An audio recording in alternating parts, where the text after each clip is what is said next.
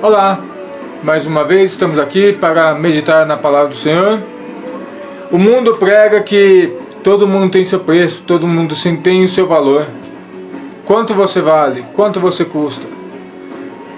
Quanto que o mundo precisa chegar nas cifras para te comprar?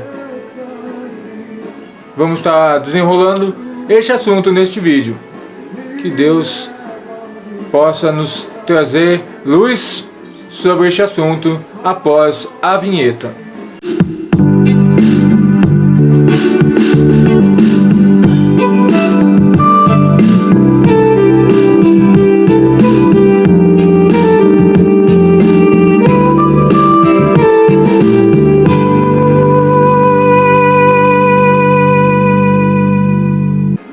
Olá, vamos estar meditando aqui em 1 Pedro, capítulo 1, versículos 18 e 19.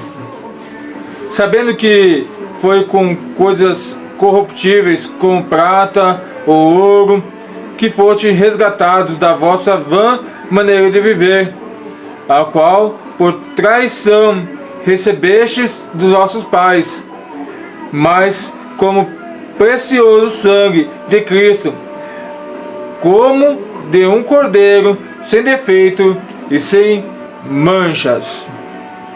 Então Pedro vem nos trazer a luz da palavra sobre este assunto, sobre preço.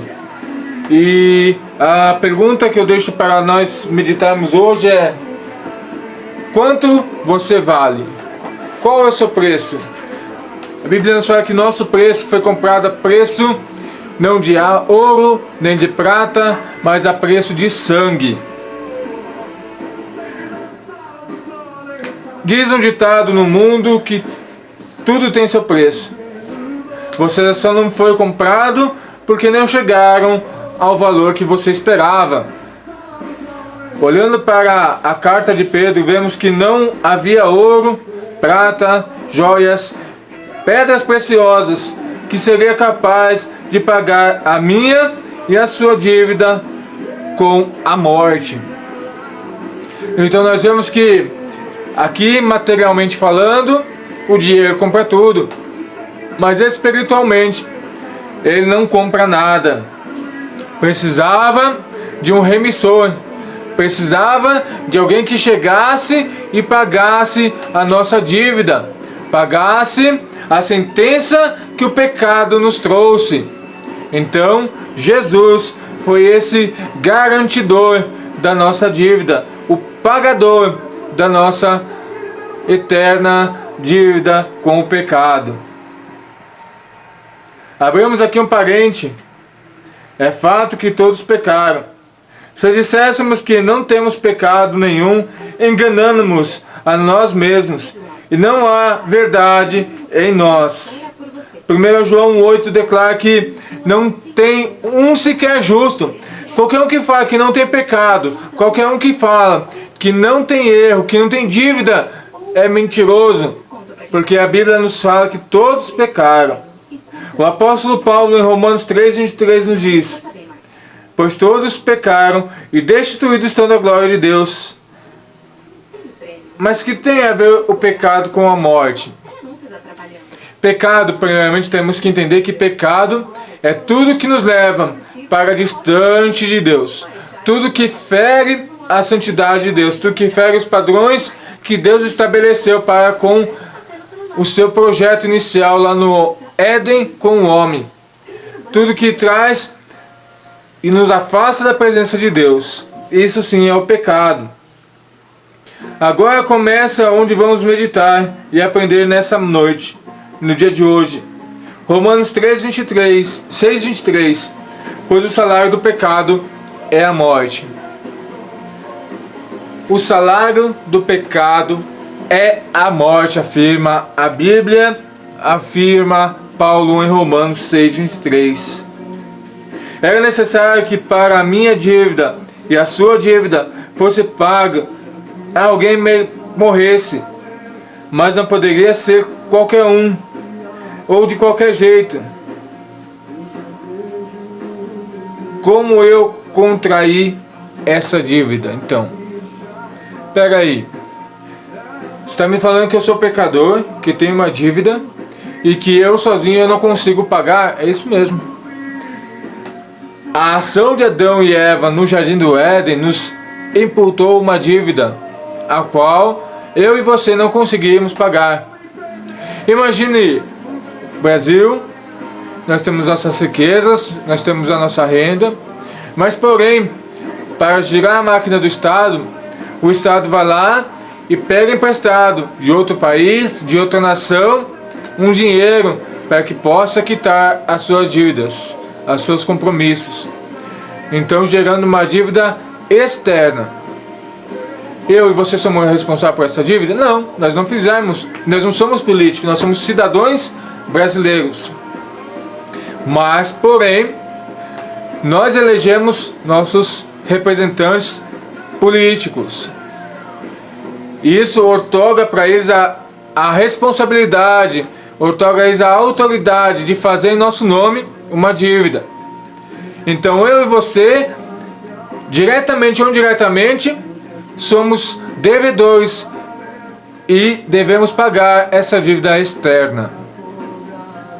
Então, o pecado é a mesma coisa. Eu e você não estivemos no Éden, mas porém, por causa da decisão de Adão e Eva, o pecado que lá se originou pega-se e se passa para nós, de geração em geração, até Jesus Cristo morrer naquela cruz. Então, pagar essa dívida.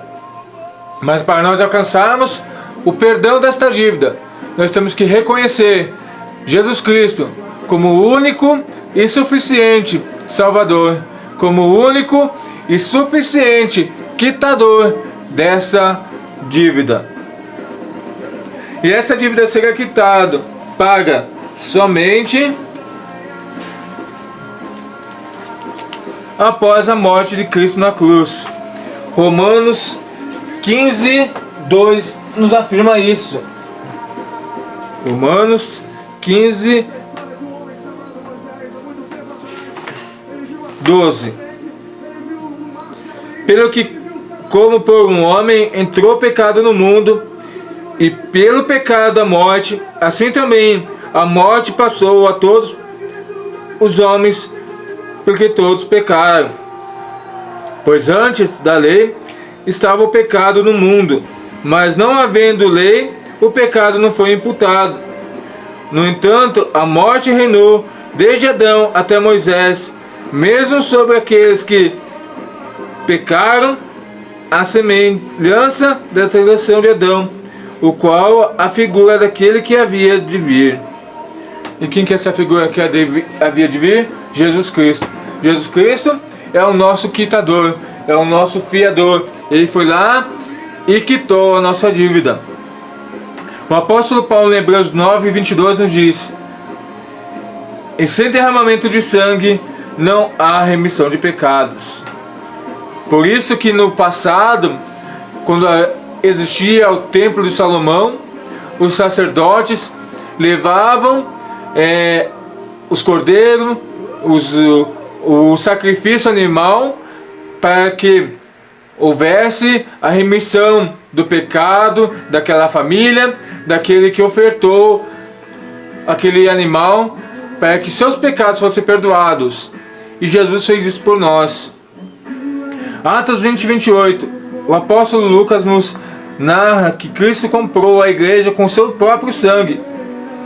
Isso quer dizer que a minha e a sua dívida está paga, quitada.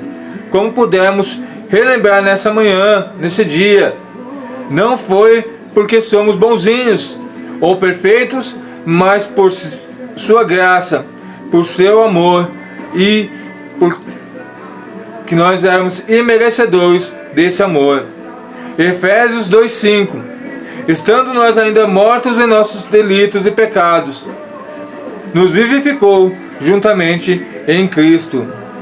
Pela graça sois salvos. Então nós vemos aí que a graça de Jesus é que nos faz limpos dos nossos pecados, limpos das nossas transgressões. Não há outro meio, não há outra justificativa. Não adianta nós pegarmos e tentarmos pagar penitências, porque isso não vai resolver absolutamente nada. Nosso papel para termos nossos pecados perdoados é aceitar Jesus como o quitador. Por isso, meus irmãos e minhas irmãs, não se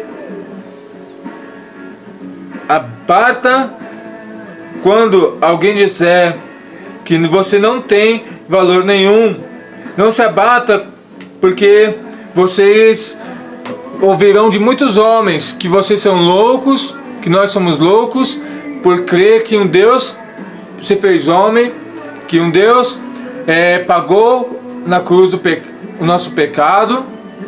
Vão falar que nós somos loucos, mas isso tudo é para que o inferno prevaleça sobre a minha e sobre a sua vida.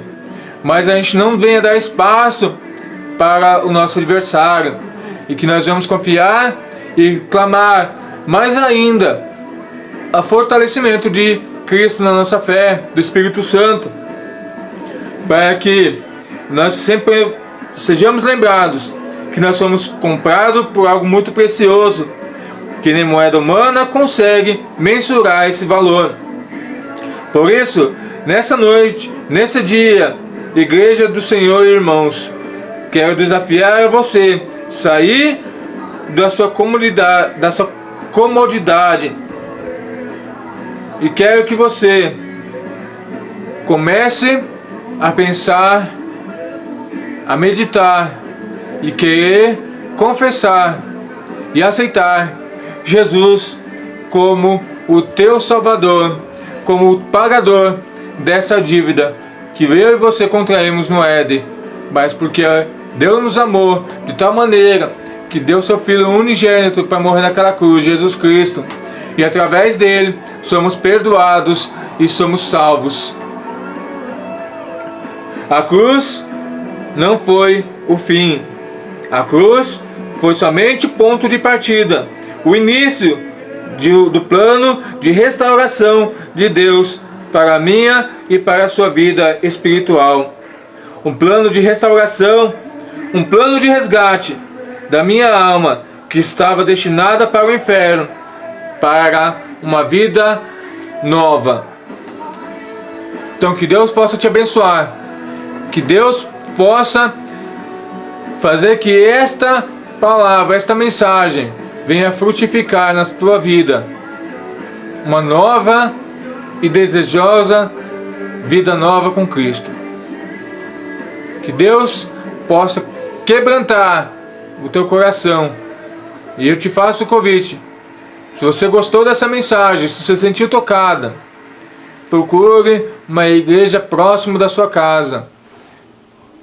Converse com o pastor local daquele lugar.